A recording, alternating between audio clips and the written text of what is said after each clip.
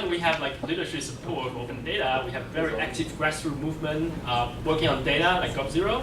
And so I think we're in good place, good shape, moving forward, right? So next speaker is a very exciting public-private sector. I think it's a good position. I like this data a lot. Yeah. It's Ian from Spend Network. Hi everyone, my name's Ian.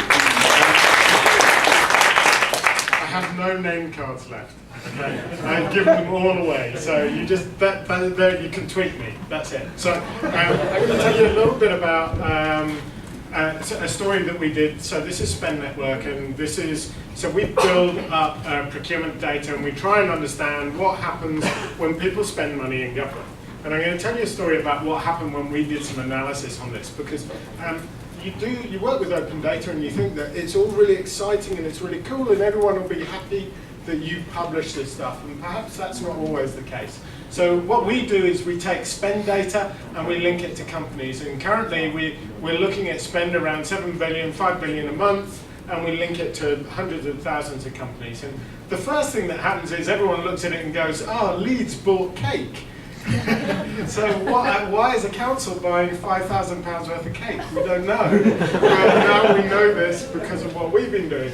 So we also understand like whole market. So this is how much London spends on temporary staff, like lots and lots of money, and that's kind of really useful and interesting.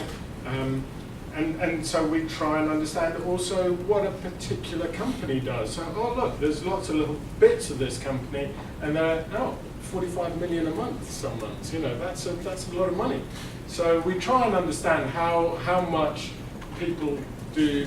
And this is one council that said, oh, we've run out of money, but the orange line is their budget, and we knew that they were overspending for months beforehand, and then they went, oh, we've got no money. Yeah, we published that, and they said, yeah, we kind of knew. And this is us and how long it takes to do tenders in different parts of Europe. So how long it can take for, if you're in Greece and you start a tender in January, is December before anyone awards that contract. So, you know.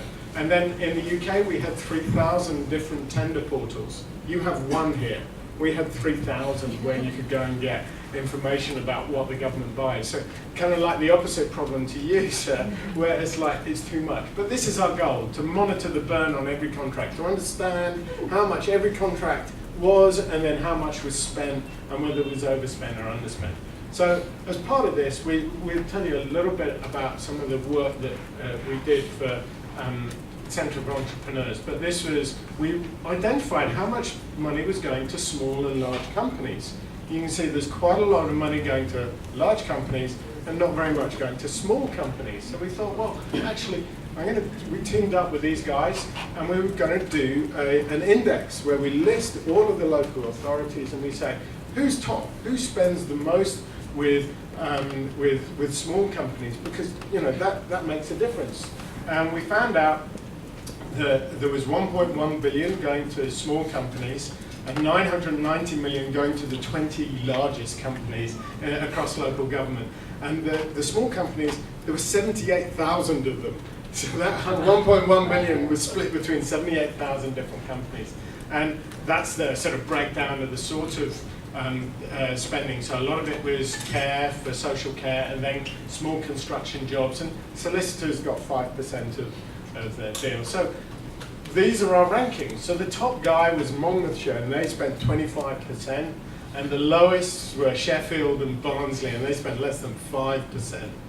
And so we published this, and they were angry. That man on the right was the angriest man in Sheffield.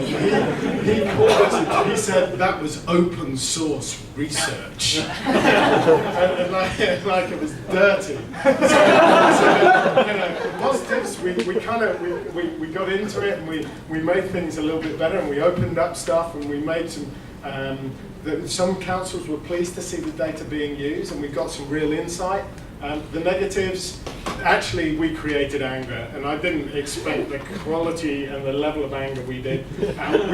We couldn't include medium business because the data wasn't good enough, and you know, it doesn't really show what to do. So we found the problem, but we don't know the answer. But the whole cost of the public price for that was £5,000 for the whole of the existence of Spend Network. So that feels like a positive thing. I think we've done something really good with very, very little money. And, you know, thank you.